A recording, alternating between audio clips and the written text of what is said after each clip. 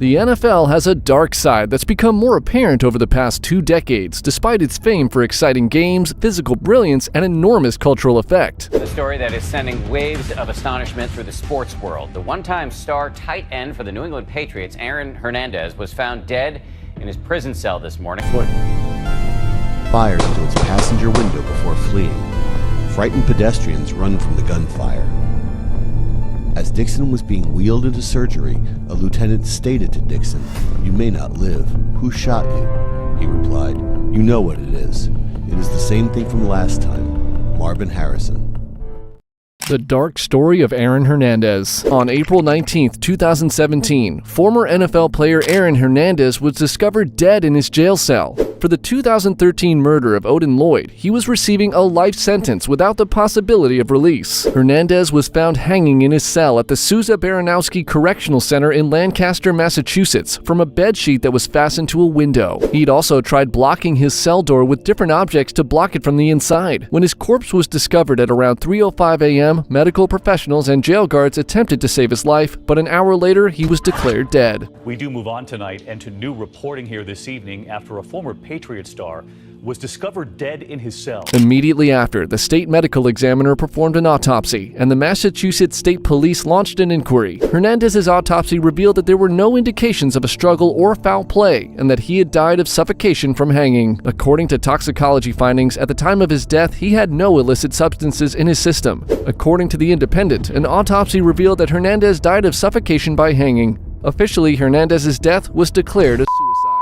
Chris Henry's death. A sequence of 911 calls detailing the horrific scenario in Henry's last minutes showed him naked with a cast on his arm and desperately beating the rear glass of a driving pickup vehicle. Despite being sent to the hospital right away and given life support, Henry passed away from his wounds. Henry had fallen out of the moving truck and suffered blunt force injuries, the medical examiner concluded. There were many unanswered questions concerning Henry's desperation and why he was standing naked in the back of the vehicle. According to neighbors, Henry had reportedly been attempting to speak with his fiancée, the lady driving. Witnesses remembered Henry threatening to jump off the truck and end it if they took off. Palmer was one-on-one with Antonio Cromartie, one of the league's quickest corners in the 2009 season. Palmer lifted the ball, dropped back into the pocket, and lofted a long throw to Chad Ochocinco, who was well known for his extravagant celebrations. After outpacing Cromartie, Ochocinco caught the 49-yard touchdown throw. Uncharacteristically for his theatrics, Ochocinco dropped to his knees, raised his head, and gestured upward. Chris Henry, a fellow Bengals receiver and close friend, had sadly died just 3 days prior. The NFL was shocked by Henry's passing. Henry was found to have chronic traumatic encephalopathy, or CTE, a degenerative brain illness brought on by repetitive head injuries, by the Brain Injury Research Institute. Henry became the first active NFL player at the tender age of 26 to get a CTE diagnosis as a result. Many were somewhat aback to learn that Henry had no documented concussions throughout his tenure in the NFL or as a college student at West Virginia. This brought to light a sobering fact. CTE was not only caused by concussions. Instead, the accumulation of more minor hits may potentially cause permanent brain damage, suggesting a far lower threshold for the disease than previously believed. There were no accusations against Henry's fiancée for his passing, and there was no alcohol detected in his body. It's unclear precisely what happened, whether Henry fell or jumped.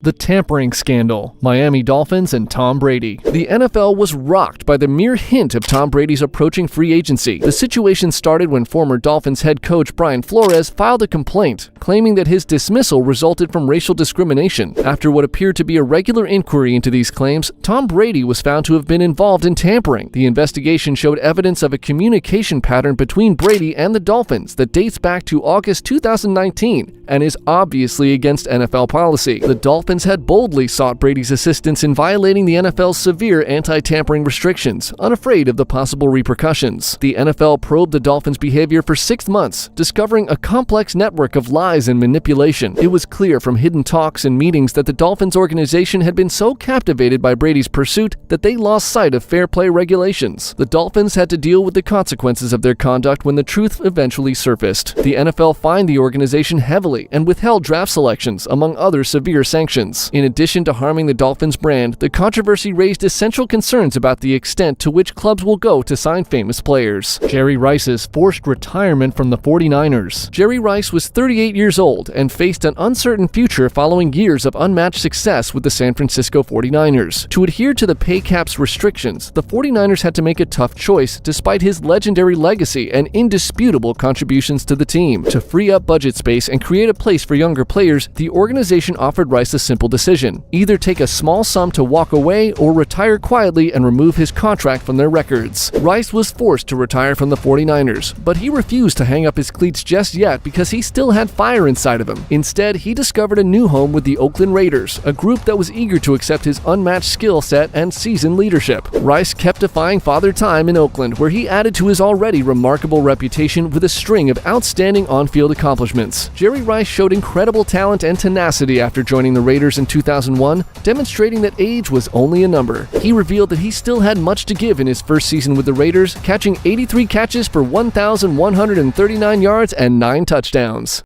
O.J. Simpson charged with double murder case. Nicole Brown Simpson, the former NFL player O.J. Simpson's wife, and her friend Ronald Goldman were discovered brutally killed on June 12, 1994, outside Nicole's Brentwood apartment in Los Angeles, California. Ronald Goldman, who had come to return a pair of spectacles to Nicole, was also found to have many knife wounds. Nicole had been stabbed multiple times. Detectives from the Los Angeles Police Department, or LAPD, immediately focused on O.J. Simpson because of his prior history of abusing Nicole at home. On June 13th, Simpson was questioned by the police but was not taken into custody right away. On June 17th, 1994, Simpson was supposed to turn himself in to the authorities that morning, but rather than handing himself in, Simpson vanished, which prompted the LAPD to release an all-points notice. In his pal Al Cowling's white Ford Bronco, Simpson was later seen that day. A low-speed chase that captured the attention of the country followed. Millions of people watched the incident live on television as dozens of police cars chased the Bronco, where Simpson was allegedly holding a pistol to his head. Simpson was eventually apprehended at his Brentwood residence when the pursuit stopped. O.J. Simpson was accused of killing Ronald Goldman and Nicole Brown Simpson after his apprehension. He entered a not guilty plea during his initial court appearance on June 20th, 1994. The trial, underway on January 24th, 1995, was one of the most widely reported in U.S. history. The defense team, dubbed the Dream Team and headed by Johnny Cochran and Robert Shapiro, used various tactics to raise questions about the prosecution's evidence. Critical incidents included the way forensic evidence was handled, claims of prejudice and wrongdoing by the police, and Simpson's contentious effort to put on the bloody gloves in court, which didn't fit. Thus Cochran's well-known remark,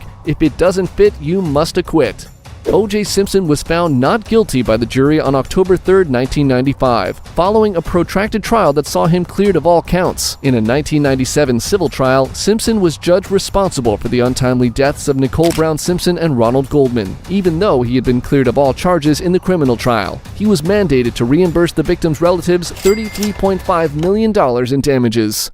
Chuck Hughes dies of a heart attack during the game, October 24, 1971. In the final moments of the Detroit Lions game against the Chicago Bears on October 24, 1971, 28-year-old wide receiver Chuck Hughes unexpectedly passed out. The Lions were behind the Bears 28-23 with the ball late in the fourth quarter. Chuck Hughes, a wide receiver for the Lions, entered the game during a 2-minute drill. He ran deep over the middle on a play that resulted in an incomplete throw meant for another receiver. He fell as he made his way back to the huddle. Dick Butkus, a middle linebacker for the Bears, got to him first, warning the Lions bench. Richard Thompson, the team physician, entered the field and failed to revive Hughes. After Hughes was taken away by medical personnel, his teammates played the remaining 62 seconds of the game. He was given more CPR while still in the hospital, but a heart attack almost an hour later at Ford Hospital resulted in his death. Hughes had arteriosclerosis, heart disease, an autopsy proved, according to a New York Times article. Super Bowl 36 and the Patriots win. The Patriots won their first Super Bowl 36 title on February 3, 2002. The controversy surrounding the game occurred after overtime ended and the clock ran out, but the game continued. The Patriots controlled the game until the fourth quarter, when future Hall of Fame quarterback Kurt Warner led the Rams to 2 touchdown drives to level the score at 17-17 with just minutes remaining. This was even though the Rams were a 14-point favorite. Just a second-year quarterback for the Patriots, Tom Brady was already a little-known figure in what would turn out to be a spectacular NFL career. That would alter by the end of the game. However, Brady guided the Patriots down the field, setting them up with passes to tight end Jermaine Wiggins for 6 yards and wide receiver Troy Brown for a 23 53-yard catch. Before time ran out, Adam Vinatieri made the game-winning 48-yard field goal, which set up Brady's 9-play, 53-yard drive and the Patriots' offense. The Patriots' victory had a dark side in that, despite the fact that it appeared like time had run out, they managed to win, when in actuality, they ought to have tied or lost. Vikings Corey Stringer dies from heat stroke August 1st, 2001. On the second day of the Vikings' 2001 preseason training camp, Stringer suffered from heat stroke. Complications led to his death on August 1st, 2001. Corey Stringer was motivated to prove himself after being forced off the field on practice's first day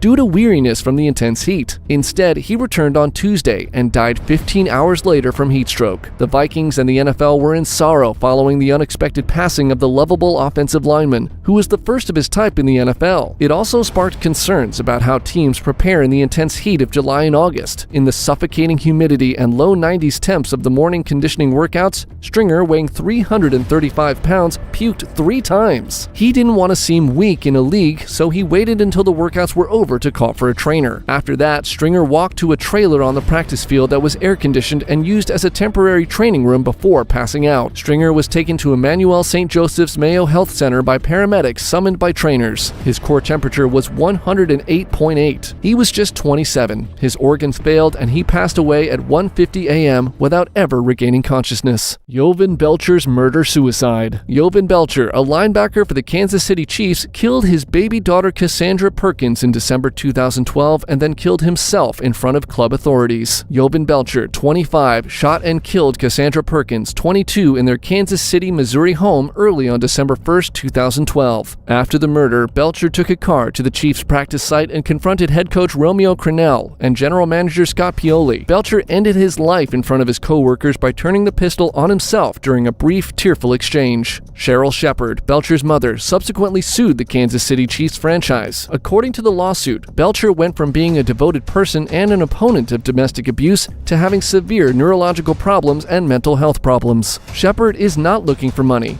Instead, she's trying to find the truth about her son's terrible acts and whether the NFL had anything to do with his downfall. Belcher's actions brought up issues with traumatic brain injuries, professional athletes' stress levels, and mental health. Belcher's death occurred without a documented diagnosis, although others conjectured that his recurrent head injuries may have contributed to his chronic traumatic encephalopathy. The NFL's dark side reminds us of the difficulties and fallout associated with professional football. Even if the NFL still has a huge fan base, it needs to make a commitment to protecting the players' health and welfare and maintaining the integrity of the game.